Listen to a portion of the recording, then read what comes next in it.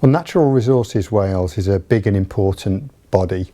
It spends around £187 million a year and employs 2,000 people. It delivers some very important functions in relation to the environment.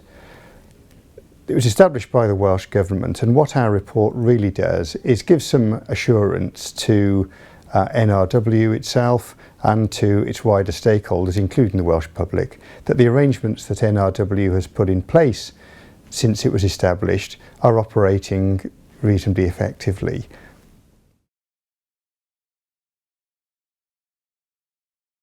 The key things for NRW to focus on that are identified in our report really relate to some of the challenges it faces in future.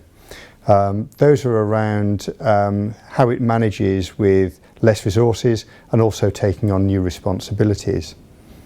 What's going to be key to that is effective management of internal and external stakeholders. So identifying what their priorities are and managing their expectations.